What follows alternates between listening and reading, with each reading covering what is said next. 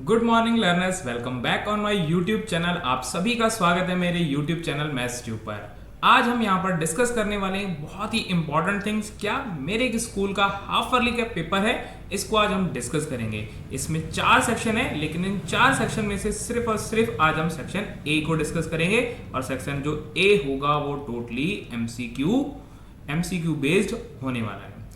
आज हम MCQ based questions करेंगे, जिसमें 20 क्वेश्चंस होंगे और इन 20 क्वेश्चंस को डिस्कस करते हैं कि इन क्वेश्चंस के अंदर हम सॉल्व करेंगे और हर एक क्वेश्चन का आंसर सीखेंगे और डिटेल एक्सप्लेनेशन होने वाला है। उसके बाद भी अगर किसी को कोई डाउट होता है तो कमेंट सेक्शन में आप कांटेक्ट कर सकते हैं। सबसे पहला क्वेश्चन हमारे पास ये है कि इन दोनों को हमें करना है ऐड, और ये एडिशन ऑफ रेशनल नंबर है। मेरे पास नंबर है -5/16 प्लस 7/12। इनका अब मुझे लेना होगा एलसीएम, और जब एलसीएम मैं लेता हूं तब मुझे मिलता है 48।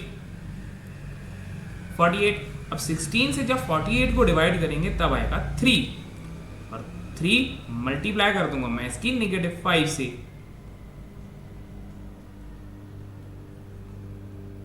प्लस अब मैं 12 से जब डिवाइड करता हूं तो 12 4 जा 48 इंटू 7। जब इनकी मल्टीप्लाई करेंगे देन वी गेट -15 प्लस 4 7 जा 28। और अब हम जब इसको थोड़ा सा और सिंप्लीफाई करते हैं देन वी गेट, जब 48 में से 15 माइनस करेंगे देन वी गेट 13/48। क्या ऐसा मेरा कोई ऑप्शन है? क्या ऐसा कोई मेरा ऑप्शन है? हाँ बिल्कुल है, ऑप्शन सी मेरा यहां पर करेक्ट है। आई होप ये क्वेश्चन क्लियर हो गया होगा। अगर कोई भी डाउट है तो फिर आप कमेंट कर सकते हैं। अब मैं यहां पर सेकंड क्वेश्चन अटेम्प्ट करने जा रहा हूं, द वैल्यू ऑफ -3⁴। देखो यहां पर -3⁴ है, सॉरी 4 नहीं, -4 है। -4 होती है तो उसके लिए हमारे पास एक ट्रिक है। क्या है? -4। यहां डिनोमिनेटर में कुछ नहीं है, 1 कर दो। सबसे पहला काम हमारा यहां पर ये होगा, firstly we will convert the power positive. तो क्या करेंगे, इसको रेसिप्रोकल कर देंगे। 1/-3⁴। जब ऐसा करने पर अब 1⁴ 1 ही आएगा, क्योंकि 1 की पावर तो हम कुछ भी पुट कर दें आंसर हमारा 1 ही आता है, अपॉन -3⁴। अच्छा, एक और चीज मैंने आपको बता रखा है कि जब भी नेगेटिव की पावर इवन नंबर होती है तो हमारा जो आंसर आता है वो पॉजिटिव आता है। 1/3⁴ क्या हो जाएगा? 81। विच option is correct? That is D is correct. I hope question clear हुआ होगा। अब बढ़ते हैं हम थर्ड क्वेश्चन की ओर। अब थर्ड क्वेश्चन है स्क्वायर रूट ऑफ 9। ये तो बहुत इजी है, square root of 9। Square root of 9 क्या होता है? 3। That is option number C. Next question, अब यहां पर है तो रूट ही, लेकिन यहां पर ये 3 दैट इज क्यूब रूट है, क्यूब रूट। अब हमारे पास क्वेश्चन क्या आ गया है? Cube root of 64/27। अच्छा, 64 का क्यूब मैं आपको अलग से फाइंड करके देता हूं, ठीक है? 64 का क्यूब हम दोनों को अलग अलग सॉल्व करेंगे। 64 को 4 से करो, 4 बन जा 4, क्या बच गया? 2 बच गया, 24, और 4 6 जा 24। फिर 4 से कर लो, 4 4 जा 16, और फिर 4 से करेंगे देन वी गेट 1। यहां पर 3 पेयर बन गया। दैट्स मीन 64 का क्या होगा? 4 होगा। फिर 27 का सीखते हैं। 27 का भी हम इसी तरीके से अलग से सॉल्व कर लेते हैं।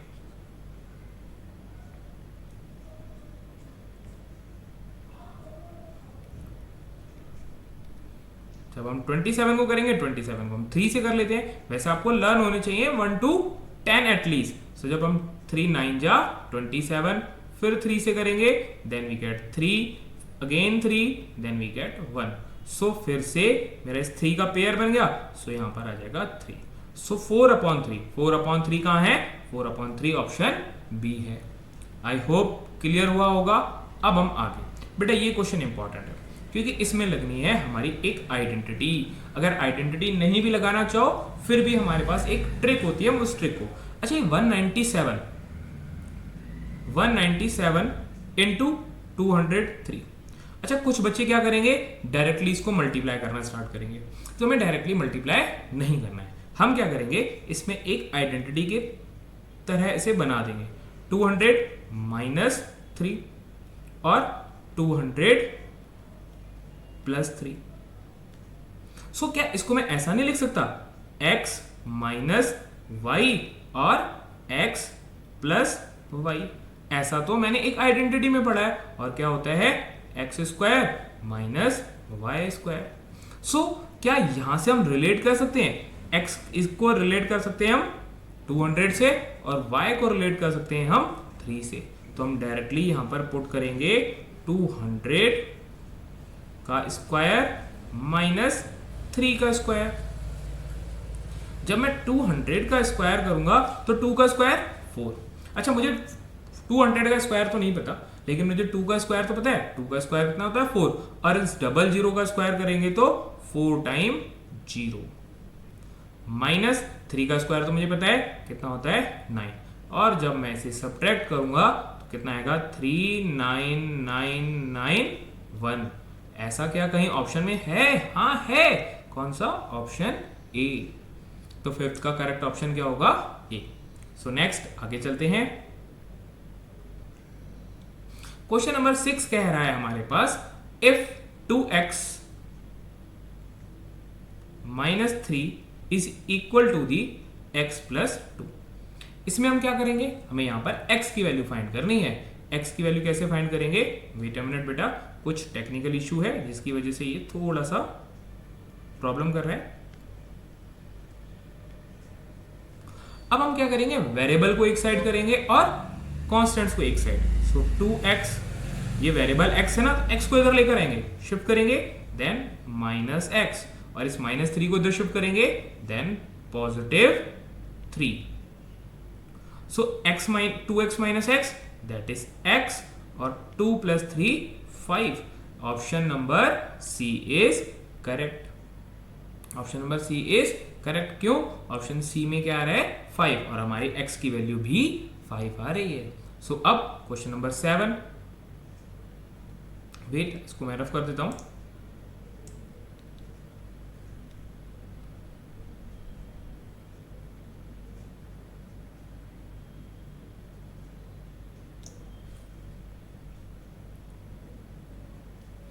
क्वेश्चन नंबर 7 क्या कह रहा है, sum of all interior angle of pentagon.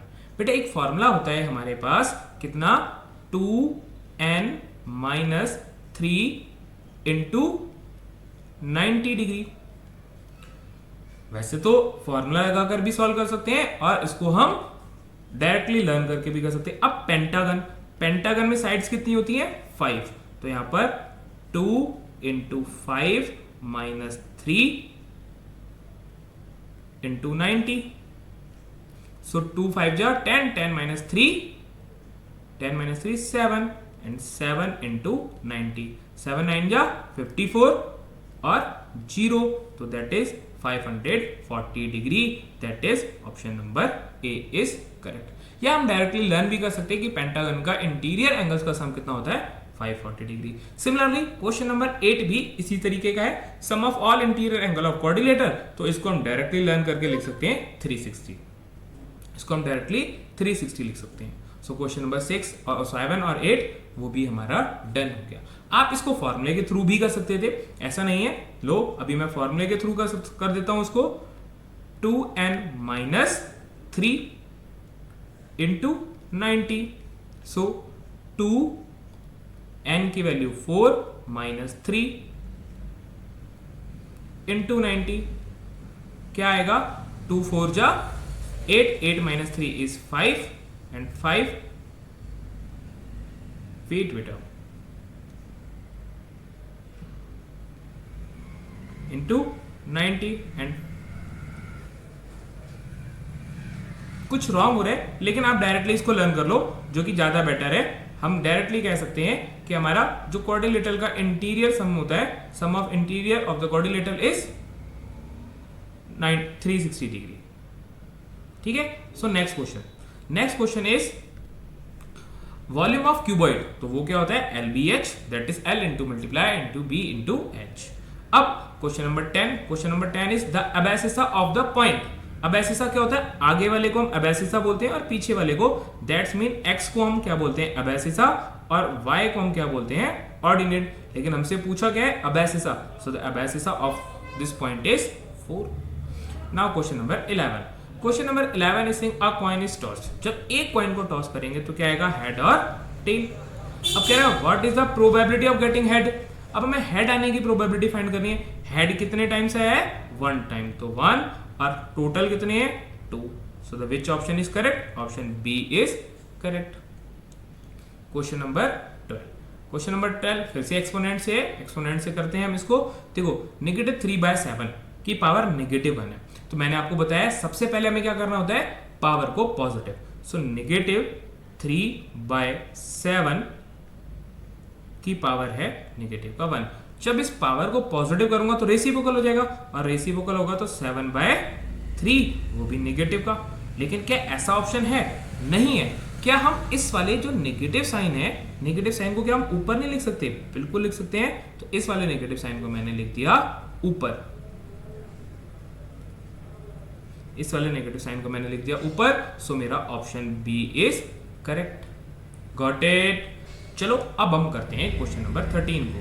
देखो क्वेश्चन नंबर 13 जो है, क्वेश्चन नंबर 13 में हम डिस्कस करते हैं, कह रहा है स्टैंडर्ड फॉर्म में कन्वर्ट कर दो। ठीक है, हम स्टैंडर्ड फॉर्म में कन्वर्ट कर देंगे। 3 6 7, how many times is 0, 4 times is 0, 1 2 3 4। ठीक है, अब स्टैंडर्ड फॉर्म में हमें क्या करना होता है, जो पॉइंट होता है सिर्फ और सिर्फ एक डिजिट के पीछे लगाना होता है। दैट्स मीन हम यहां लगाएंगे। आपको रेड कलर का पॉइंट दिख रहा होगा, तो कितने डिजिट हैं पीछे, 1 2 3 4 5 6। सो इसको मैं क्या लिख सकता हूं, 3.67। और पीछे के जो जीरोस है ना, उनको हटा देते हैं, उनको हम रिमूव कर देंगे। सो 10 की पावर कितने डिजिट थे, 4 तो 0 है और 2 ये, तो 10 की पावर 6। क्या ऐसा कोई ऑप्शन है? हाँ सर। कौन सा ऑप्शन है? Option C is correct. अगर यही मेरा पॉइंट यहां लगा होता और मुझे इधर लाना होता, क्या कहा मैंने, मैं इसको दोबारा से समझाता हूं। वैसे ये आंसर आ गया है। एक और क्वेश्चन कर लेते हैं। क्या अगर सपोज मेरा पॉइंट जो है वो यहां होता, यहां पर लगा होता, यहां पर, और इसके पीछे इसको मुझे इस पॉइंट को इधर ले जाता, सो दैट्स मीन क्या हो जाता, 3.67 ही होता। बट अब मैं पॉइंट को राइट साइड लेकर गया हूं, तो कितने डिजिट, 6 डिजिट, तब हमारा आंसर आ जाता 10 की पावर -6। लेकिन अभी हम जो इस क्वेश्चन में हम लेकर जा रहे हैं, लेफ्ट साइड लेकर जा रहे हैं। जब हम लेफ्ट साइड लेकर जाते हैं तो पॉजिटिव आता है, और राइट साइड लेकर जाते हैं तो नेगेटिव। जिस वजह से, क्योंकि हमारा पॉइंट अब मुझे इधर ले जाना था, तो मेरा आंसर सी वाला करेक्ट होगा। सो अब आगे देखते हैं।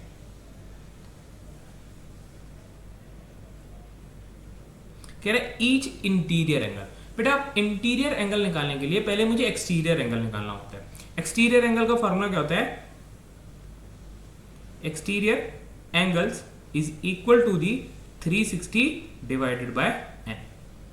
अब इसमें रेगुलर डेकागन की बात कर रहा है। डेकागन मतलब जिसकी 10 साइड होती हैं, तो that is 360 divided by 10। So जब हम इसको डिवाइड करेंगे then we will get but 36 degree. अब हमारे पास एक्सटीरियर एंगल आ गया। अब इंटीरियर एंगल निकालने के लिए क्या फॉर्मूला होता है, interior angle is equal to the 180 minus exterior angle. Exterior angle तो क्या होगा, 180 माइनस 36। तो जब हम माइनस करेंगे तो जल्दी से बताओ कितना आएगा, जल्दी से बता दो कितना आएगा, दैट इज 144।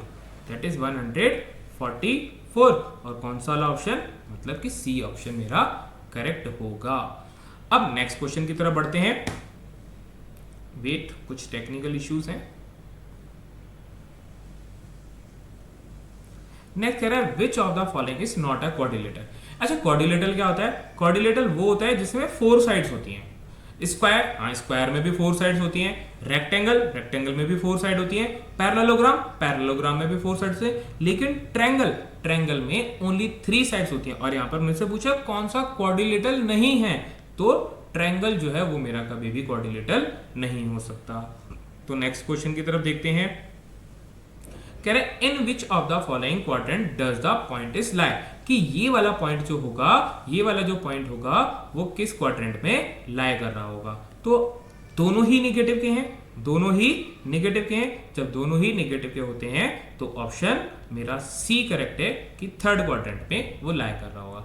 जब दोनों पॉजिटिव के होते हैं तो फर्स्ट क्वाड्रेंट में होते हैं, लेकिन यहां दोनों ही नेगेटिव के हैं। जब दोनों ही नेगेटिव के होंगे तो मेरा वो थर्ड क्वाड्रेंट में लाई करेगा।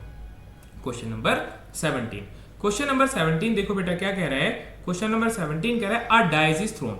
एक डाइस को जब थ्रो करते हैं तो क्या आएगा 1 2 3 4 5 और 6, क्योंकि डाइस के लूडो के डाइस में तो यही नंबर्स आते हैं। सो कह रहा है what is the probability of getting 6। तो 6 कितनी बार आया है 1 बार, और एक टोटल नंबर कितने हैं 6, तो 1/6 that is probability is 1/6। Got it? So question number 18. Question number 18 is saying which of the following is a perfect square. देखो बेटा जिसके पीछे लास्ट डिजिट 7 होती है वो तो नहीं हो सकता। इसमें कितने जीरो हैं 3 जीरो, ये भी नहीं हो सकता। इसमें 8 है, ये भी नहीं हो सकता। तो मेरा सिर्फ बच क्या गया 6 to 5। तो मेरा करेक्ट आंसर क्या होगा, मेरा करेक्ट आंसर होगा 6 to 5। अब नेक्स्ट कह रहा है विच of the following is perfect cube. अब यहां पर देखो जीरो कितने आ रहे हैं 4 जीरो, ये भी नहीं हो सकता। इसमें देखो 4 जीरो, ये भी नहीं हो सकता। 2 4 3 किसी का होता नहीं है, तो क्या बच गया C 3 4 3, जो कि किसका होता है 7 का। हमसे ये नहीं पूछा है किसका होता है, हमें सिर्फ ये बताना है कि कौन सा परफेक्ट क्यूब है। तो ये अब मेरे पास लास्ट क्वेश्चन है, इसको देखते हैं। देखो कह रहा है which of the below represent the possible outcomes when 2 coins are tossed। अब देखो 2 coins की बात कर रहे हैं। देखो क्या होगा, पहला कॉइन टॉस करेंगे तो हेड टेल आता है, दूसरा कॉइन टॉस करेंगे तब भी हेड और टेल आएगा। जब हम इनकी मल्टीप्लाई करेंगे, हेड की हेड से मल्टीप्लाई करेंगे हेड हेड, हेड की टेल से करेंगे हेड टेल, फिर टेल की हेड से करेंगे तो टेल हेड, फिर टेल की टेल से करेंगे तो टेल टेल। तो ये मेरे आउटकम्स आते हैं। तो कह रहे हैं here head is represented by H and tail is represented by T। तो कौन सा वाला होगा, देखो हेड हेड हेड टेल, तो मेरा ऑप्शन नंबर ए ही करेक्ट होगा। आई होप आपको सारे क्वेश्चंस बहुत अच्छे से समझ आ गए होंगे। अगर किसी भी क्वेश्चन में कोई डाउट है तो आप कमेंट कर सकते हैं, और मेरे YouTube चैनल को सब्सक्राइब करना ना भूलें, और साथ ही साथ अपने फ्रेंड्स के साथ शेयर करना बिल्कुल भी ना भूलें, ताकि वो भी इस क्वेश्चन पेपर को बहुत अच्छे से सीख सकें। Thank you students.